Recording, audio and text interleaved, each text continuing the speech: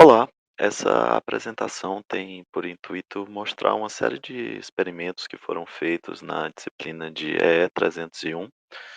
Na primeira aula da disciplina, a disciplina Laboratório de Fundamentos Físicos para Engenharia Elétrica, aqui na FEEC, na Unicamp. Os alunos do grupo são Carlos Vitor Pinheiro e Humberto Vinícius Queiroz. Os assuntos que serão abordados nessa apresentação serão medidas de capacitância, curvas de tensão por corrente em materiais dielétricos, medidas de resistência e medidas de resistividade da água.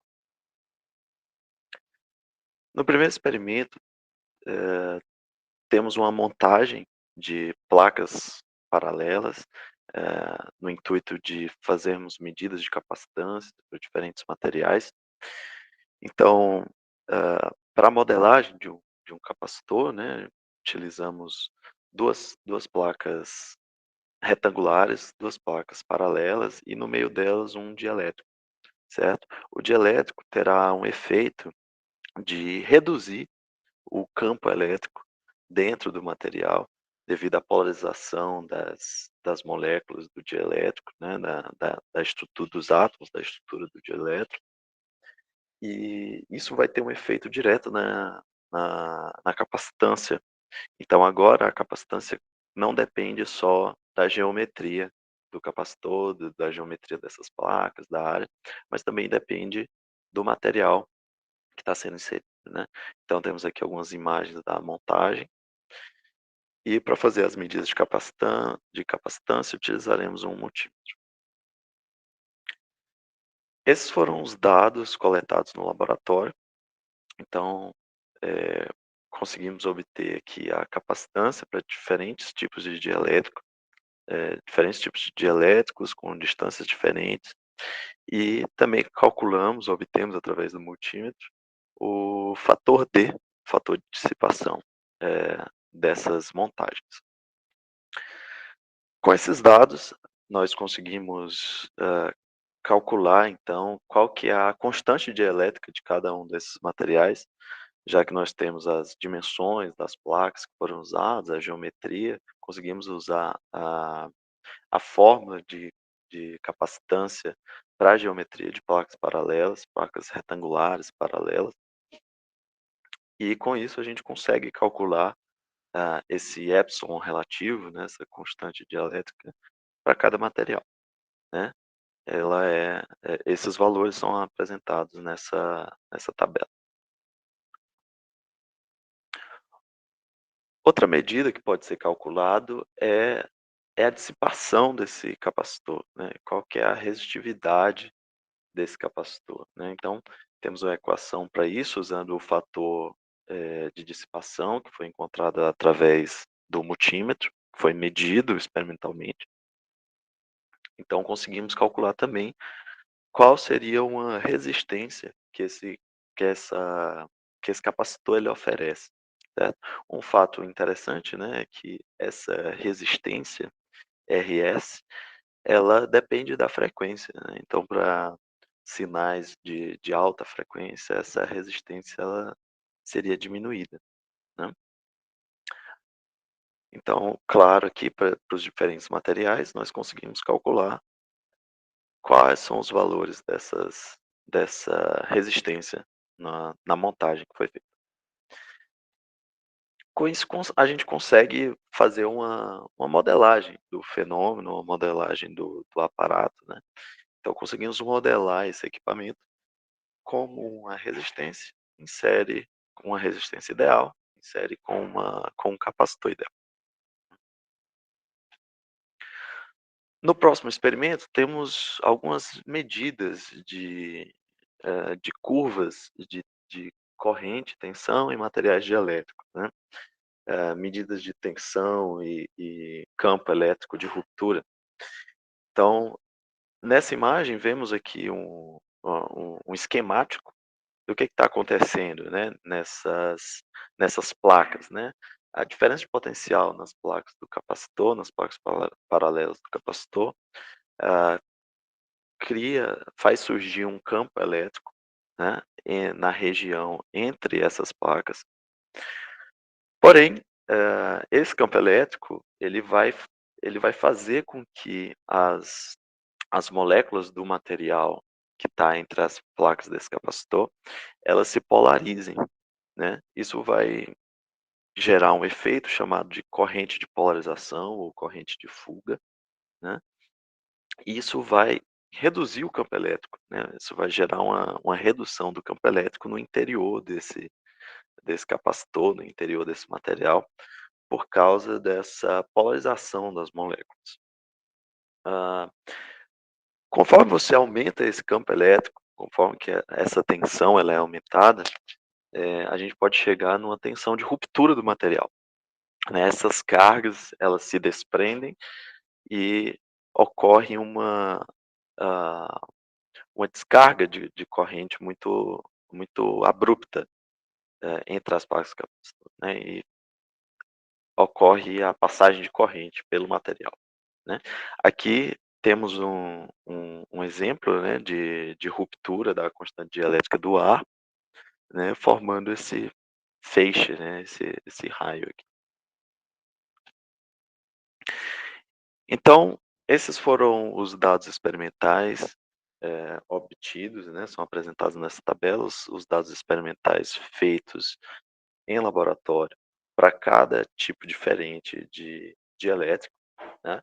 Então, nós observamos realmente que para uma voltagem da ordem de quilovolts, temos uma corrente de fuga, né, uma corrente de polarização muito pequena, da ordem de microamperes, até que, finalmente, em algum valor entre 2,5 volts e 3 volts, ocorre uma ruptura no caso do dielétrico da fibra comercial, tá.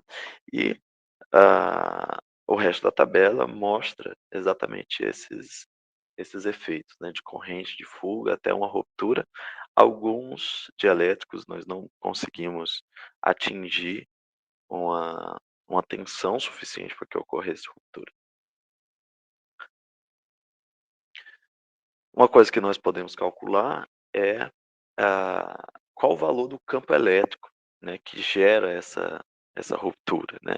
Então, utilizando a modelagem do campo elétrico como tensão dividido pela distância entre as placas, nós conseguimos calcular qual foi o valor de campo elétrico em que ocorreu essa ruptura para cada uma dos materiais dielétricos. Então, tudo isso é apresentado nessa tabela.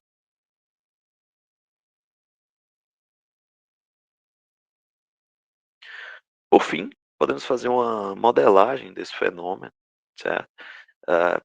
Traçando uma curva de corrente por tensão. Uma modelagem que é muito boa para esse fenômeno é apresentada aqui. Então, o que acontece conforme aumentamos a tensão, é que essa corrente de fuga, né, vai aumentando, mas muito pouco, ela é muito pequena, até que ocorre a ruptura do dielétrico e existe uma passagem de corrente abrupta, eh, através do ar ou do material que está sendo feito o experimento.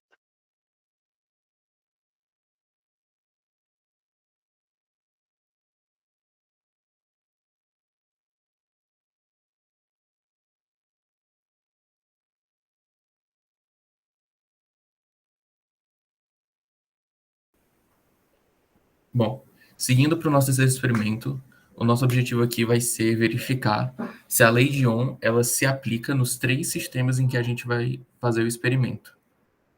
No primeiro, a gente vai utilizar uma lâmpada incandescente com o bulbo. Nesse sistema, dentro do bulbo existe um gás inerte, ou seja, um gás que não entra em combustão, justamente para que, quando o filamento se aqueça, não exista o processo de combustão dentro. No segundo, a gente vai utilizar o filamento imerso em óleo mineral. O objetivo de usar o óleo mineral é que a troca de calor entre o óleo e o filamento ele faça com que a temperatura do filamento cresça e assim que a sua resistividade cresça também, fazendo com que ela dissipe mais calor, ou seja, que ela produza mais luz. E em terceiro, a gente vai utilizar um resistor comum. A gente colocou todos esses filamentos, todos esses sistemas conectados a uma fonte de tensão. Bom, aqui tem um gráfico, ou uma tabela, com todos os valores de voltagem e amperagem que a gente encontrou durante o experimento para cada um dos três sistemas. E para esses valores a gente fez 3 gráficos diferentes. Esse para a lâmpada no bulbo, esse para a lâmpada imersa em óleo e, por fim, para o resistor, que é de 2 kΩ. Nós juntamos esses 3 gráficos em um só e a gente conseguiu esse gráfico de voltagem por amperagem. Aqui a lâmpada de óleo, lâmpada no bulbo e aqui para o resistor de 2 kΩ. Fica fácil nesse gráfico a gente perceber que a lei de Ohm ela é sim uma boa estimativa, pelo menos para os 3 experimentos que a gente fez. Os dados eles se encaixam perfeitamente no ajuste, então nós podemos concluir que a lei de Ohm para os 3 sistemas que a gente estudou, ela se aplica e é uma boa estimativa. Já para o nosso quarto experimento, nosso objetivo vai ser calcular a resistividade da água. O experimento proposto são 2 eletrólitos de carbono imersos em água, um deles ligado ao eletrólito e o outro ao cátodo da nossa fonte de tensão.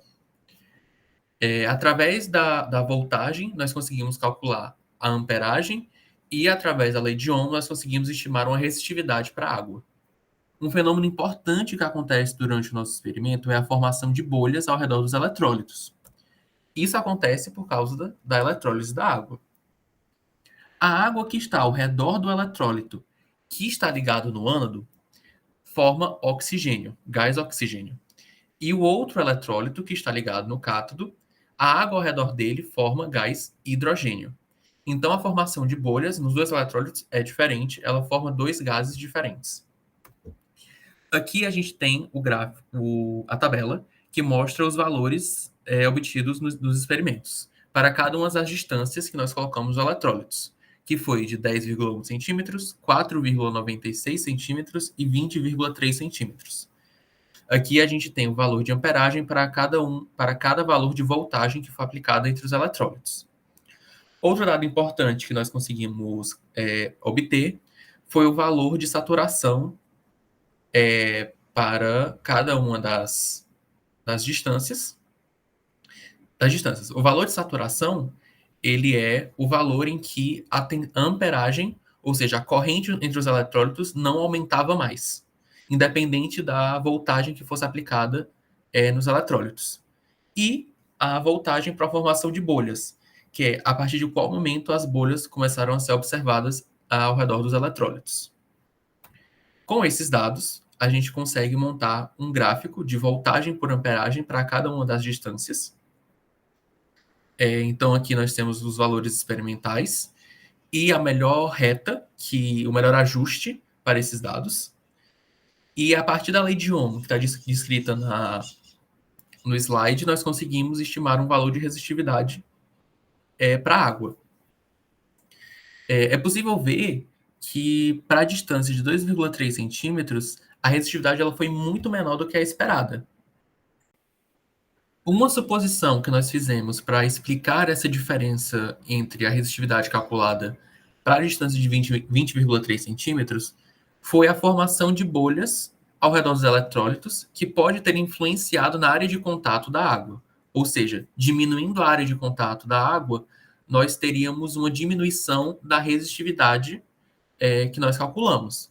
Então, essa foi uma das possíveis explicações que nós conseguimos elaborar para explicar essa grande diferença. Já que a resistividade era um valor intrínseco ao material. Então, essas diferenças muito grandes não deveriam acontecer. Bom, de conclusão, nós conseguimos assim estudar valores das capacidades, das resistências em diferentes sistemas, estudar um pouco sobre a eletrólise da água e sobre a validade da lei de Ohm.